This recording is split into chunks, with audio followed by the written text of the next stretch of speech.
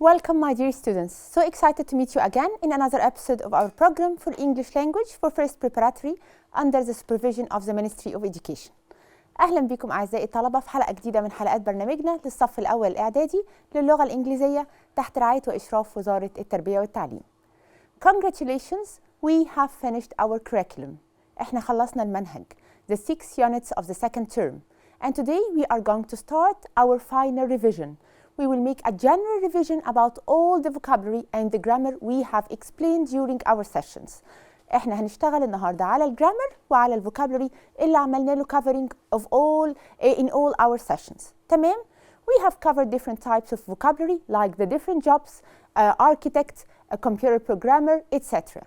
And we talked about different places we can visit in the holiday like the stadium, the aquarium, the planetarium, etc. And we have covered different lessons related to the grammar like the if conditional, first type and zero type, past simple, question tag, using relative pronoun who, and all the points or all the grammar lessons we have covered during the sessions. Let's start our final revision. Okay, let's begin.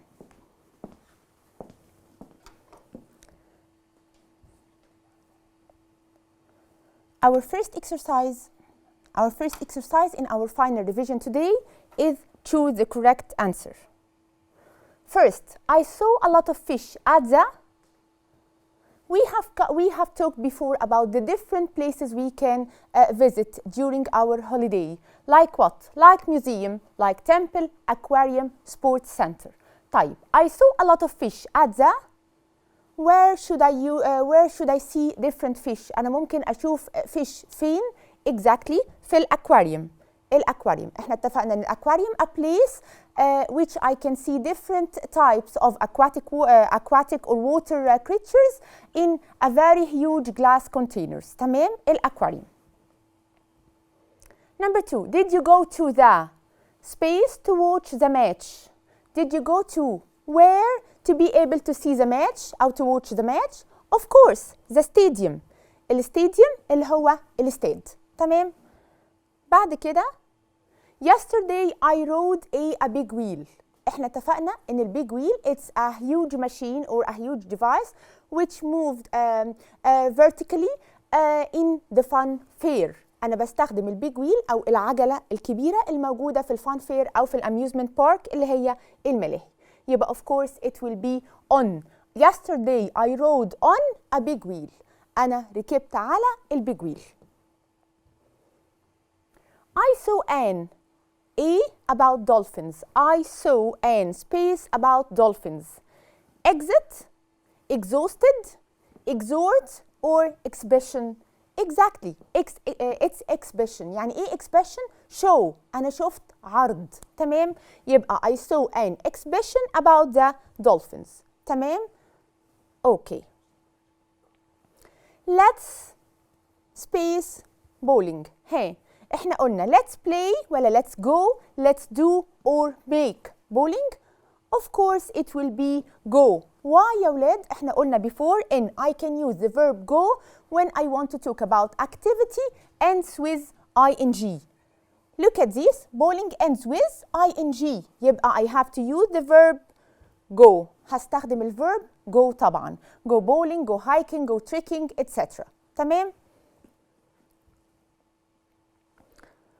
Let's complete. We enjoy watching the in the sky at night.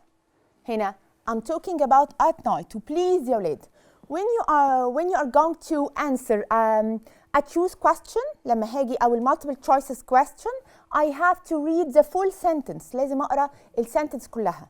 لأن ممكن if I say we enjoy watching the in the sky ممكن أقول sun, المون, stars, etc. بس هنا I have at night يعني بالليل. يبقى هو حددها لي to choose the stars. تمام؟ يبقى طبعا stars مش sun لأن at night.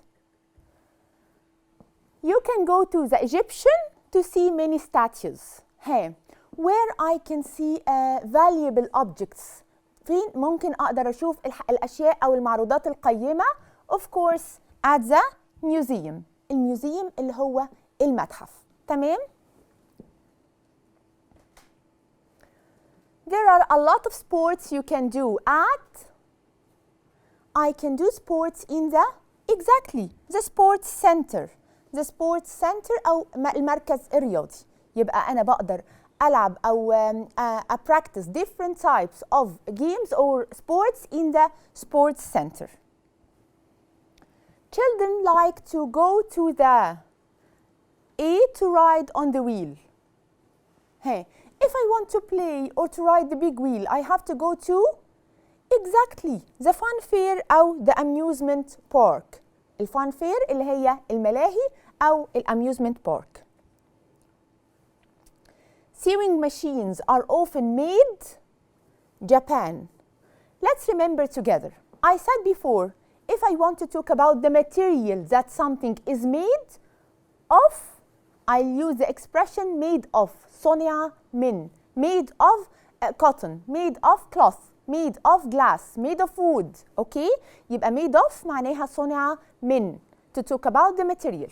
But if I want to talk about the place that this object or this product made, I'll use excellent. Made in. Made in.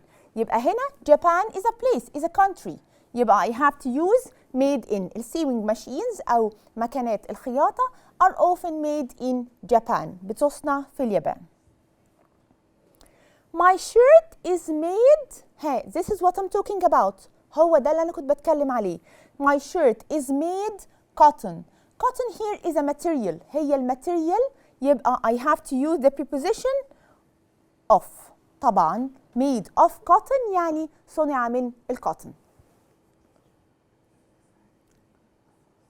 طيب let's بقى move to another question in our revision which is the dialogue. تمام؟ احنا اتفقنا before that if I want to answer the dialogue or if I want a dialogue question, I want to answer a dialogue question, I have to read the dialogue as a whole. I have to read all the dialogue first to be able to have a general idea about the dialogue. طيب let's read the dialogue together. Ahmed, are you going to diving tomorrow? Amr, yes of course, the weather is going to sunny. Ahmed, can I come space you? Amr, sure, we can meet space 9 a.m. Ahmed, I'm going to put space my new swimsuit. طيب let's answer together. أول حاجة Ahmed, are you going to space diving tomorrow? ها؟ Of course. Are you going to go? احنا اتفقنا إن are you going to or you are going to ده expression to talk about the future plans. If I want to talk about my future plans, my intentions, I'll use this expression. Are you going to or you are going to. After are you going to, I have to use the infinitive form or the base form of the verb. يبقى are you going to go diving tomorrow? احنا اتفقنا diving ends with ing. يبقى I have to use the verb go. يبقى هل حضرتك هتذهب للدايفنج أو للغطس بكرة؟ عمرو will answer yes of course. طبعا هعمل كده. The weather is going to sunny. The weather is going to, I have to put the base form. يبقى excellent. The weather is going to be sunny. Be sunny. الجو هيكون مشمس. أحمد, can I come space you? If I want to ask someone to come with him for a place or to a place, I'll use the preposition with. What is the meaning of with? يعني مع. يبقى can I come with you? ممكن أجي مع حضرتك. تمام؟ عمرو, sure, we can meet. Hey, 9 a.m. It's time. It's a clock. يبقى I have to use which preposition? Of course هستخدم at. احنا اتفقنا ان مع التايم I have to use at. يبقى عمرو, sure we can meet at 9 a.m. أو نقدر نتقابل الصبح الساعة 9. أحمد, I'm going to put my new swimsuit. Put?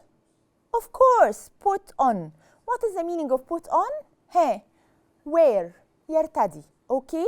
يبقى I am going to put on my new swimsuit يعني I will wear، أنا هرتدي النيو swimsuit أو بدلة السباحة بتاعتي. تمام؟ got it يا ولاد؟ يبقى if I want to answer a dialect question I have to read it as a whole.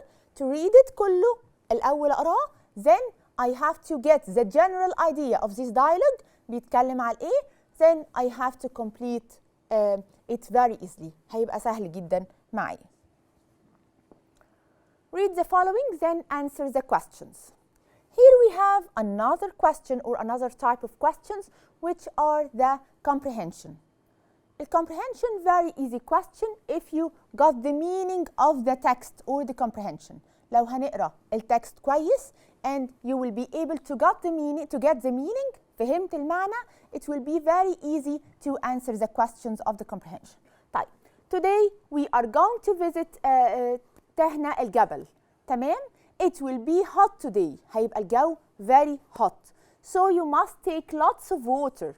If it's hot, you will be thirsty. So you have to have an appropriate amount of water. يكون معايا كمية كويسة من المية because it will be very hot. عشان الجو هيبقى حر جدا. On our tour, في الجولة بتاعتنا, you are going to find out about the ancient site. What's the meaning of find out? To discover, to explore, to know better. Okay? Find out يعني يكتشف أو يعرف أكتر عن شيء. To find out about the ancient site. Ancient, something which is very old. شيء قديم جدا in the past. This was a very important place. المكان ده, تهنا الجبل ده كان very important place in the past. People walked up to the hill, بيطلعوا المرتفع أو التل to see the statues. يبقى الناس بتتسلق الجبل أو الهيل المرتفع أو التل to be able to see the statues أو التماثيل. At the top we will visit the statues today. النهاردة هنزور الستاتيوز دي أو التماثيل دي. You mustn't touch the statues. احنا عارفين إن ancient statues أو monuments will have a great importance. ليها قيمة. They are very valuable. They are part of our history, part of our civilization, part of our culture. تمام? So it's very important to look for to take the attention for these statues. تمام؟ أدي اهتمام وانتباه للستاتيوز دي. يبقى it's not allowed to touch the statues. مش مسموح إن أنا ألمسها. But I think you will enjoy visiting them. هتستمتع جدا بزيارتها. تهنا الجبل is only 13 kilometers from Minya. تهنا الجبل أو الجبل مكان بيبعد حوالي 13 kilometers 13 كيلومتر from Minya أو المنيا. The bus leaves at 8 o'clock. الباص هيغادر at 8 o'clock. So you must be in front of the hotel. لازم تبقى قدام الهوتل at 7:55. Are there any questions؟ في أي أسئلة تانية؟ Okay. يبقى from reading this text, I think we got all the information related to this text, and let's answer the questions. First, hey, who do you think is talking? Hey, here I have someone who is talking to the people. في شخص هو اللي بيتكلم. تمام؟ Who is this person? Of course, it's the tour guide. Okay? أو المرشد السياحي. لأنه بيديهم instructions about the place they are going to visit, and they give them some instructions about the time and that they have to gather in it. الوقت اللي هيتجمعوا فيه. طيب بعد كده, why is it a good idea to take lots of water? هو قال you have to take a lot of water. لازم يكون معاك a lot of water. Why بقى؟ What is the reason? Of course, because it will be very hot today. الجو هيبقى حر جدا أو too hot today, and you will need a lot of water because you will exert a lot of effort. هتعمل مجهود كبير, and at the same time you will be thirsty. هتعطش جدا. Where are the statues? Where are the statues? التماثيل فين يا ولاد؟ Of course, the statues will be at the top of the hill. تمام؟ احنا قلنا ان the visitors or the tourists will be able to climb the hill to be able to see the statues عشان يقدروا يشوفوا التماثيل. طيب choose the correct answer بقى. احنا اتفقنا ان ال comprehension question is divided to two parts. First ال WH question word ال WH questions الأسئلة اللي فيها أسئلة WH questions will choose the correct answer أو الاختيار. طيب It's important is the statues. It's very important شيء مهم جدا to touch, to enjoy, not to touch, not to visit the statues. يبقى of course it's very important not to touch. Not to touch يعني ما تلمس. It's not allowed or it's forbidden to touch the statues in this place or in this site. ممنوع ان انت تلمس التماثيل في المكان ده. طيب they must be in front of the hotel space 8 a.m. هم المفروض يتواجدوا في in front of the hotel أو قدام الأوتيل إمتى؟ at exactly 8 بالظبط الساعة 8 or 5 minutes before قبل الساعة 8 5 minutes or 5 minutes after بعد الساعة 8 5 minutes or 55 minutes before or قبل الساعة 8 بحوالي 55 دقيقة. هو قال you have to be here in front of the hotel at 7:55. At 7:55 يبقى they must be in front of the hotel of course 5 minutes before قبل الساعة 8 بحوالي 5 minutes أو 5 دقايق. The word ancient means very. When I say ancient Egyptian, when I say ancient culture, when I say ancient civilization, يبقى the word ancient here means, of course, something which is very old, شيء قديم جدا. يبقى the word ancient means very old, شيء قديم قوي. تمام؟ By this يبقى we have covered the comprehension question. It's very easy. احنا اتفقنا ان هو it's divided to two parts. choose أو multiple choices question will WH questions. تمام؟ Let's come back to the choose the correct answer or the multiple choices question. طيب. I know that all of you think that the multiple choices question is a question which is very easy. I know it's very easy, but it's a little bit tricky if you don't understand the whole sentence. لو ما فهمتش السنتنس كلها or that you didn't read the whole sentence, it will be difficult to choose the right or the suitable answer. طيب, I'd like to go, do, play, make kayaking. احنا قلنا what is the meaning of kayaking? It's a sport in which I can row a small boat. الكاياكينج أو رياضة القوارب. تمام؟ طيب which verb I can choose here? Excellent. Of course it will be go. Why? Who can tell me why I use verb go here? Because I said before that if I have sport or an activity which ends with ing, I have to use the verb go. تمام؟ Go kayaking, go hiking, go trekking. تمام؟ Okay. Number 2, what about doing, trying, making, having, rock climbing?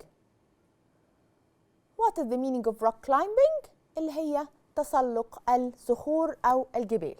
طيب, what about here is an expression for what? For suggesting. يعني إيه? To make a suggestion. يعني to say a new idea and you want to persuade or convince the others of this new idea. Suggestion الاقتراح. لو أنا بقترح شيء جديد وعايزة الناس كلها تقتنع بيه. يبقى I'll use this expression what about. يعني إيه رأيكم في كذا؟ يبقى what about trying rock climbing. إيه رأيكم نجرب الروك climbing. trying rock climbing. Okay? تمام. We should all plan our future. We should. I use the verb should. We have talked before about the difference between must and mustn't, we should and shouldn't. I use the verb should if I want to talk about a preferable something or an advisable something. If I want to advise someone that he should do كذا. يبقى لو أنا بنصح شخص أو بعرفه إن ده something which is preferable يعني مستحسن هستخدم a should. تمام؟ يبقى we should all plan for our future. Okay. For our future. تمام؟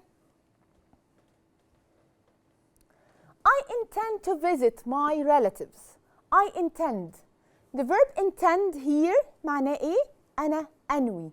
طيب which expression I can use? I'm going to, will, would, visit them soon. يبقى of course I'll choose I am going to. I am going to. Why? Because I said before that if I want to talk about the future plans, the future intentions, the future decisions, I have to choose the expression be going to. يعني سوف أفعل. Okay? يبقى intend يعني ينوي يبقى going to. The sky is clear. It will, would, isn't going to, won't rain. Here I have a prediction with an evidence. The sky is clear. السماء صافية جدا. يبقى I have an evidence أنا عندي دليل. I have a clue that it isn't going to rain. احنا اتفقنا when I want to predict something with an evidence I'll use be going to. يبقى هي مش هتمطر لأن أنا عندي evidence in the sky is clear. I like diving, windsurfing, swimming, trekking in the mountains. I like trekking, of course, trekking. What the meaning of trekking? The activity of having a journey on foot. تمام؟ إن حضرتك بتعمل رحلة on foot أو walking for a long distances on foot. تمام؟ التrekking. He can, must, don't, mustn't take photos here. It's military area. What's the meaning of military area? Military area يعني an area related to the army or an area related to the military forces يعني القوات المسلحة أو الجيش. يبقى of course he mustn't. هو لا يجب. Mustn't. Here I have an obligation. أنا عندي obligation but with the negative يعني it's forbidden, it's not allowed to take photos here. This is a nice toy toilet tart for your son to play with, of course toy. There weren't some any cinemas in ancient Egypt. Here I have negative. يبقى of course I can't use an or a because it's plural cinemas, so I have to choose between some and any. Here I have negative, يبقى of course I'll use any. There was where are some apples in the fridge. Who ate it? Who ate in the past? يبقى I'm talking about the past. يبقى there were الapples هنا plural. يبقى I'll use the past form of verb to be اللي هي were. Sorry. We shouldn't, mustn't, can't eat fruit and vegetables. Hey, it's something which is good to eat fruit and vegetables because they have a good amount of fibers, minerals, vitamins, etc. يبقى you should. لازم. تمام؟ Got it يا ولاد؟ طيب. By this part we have covered all the information in our session. We have finished the first part of our general revision. I hope that you enjoyed the session. Thank you so much and see you next time, inshallah.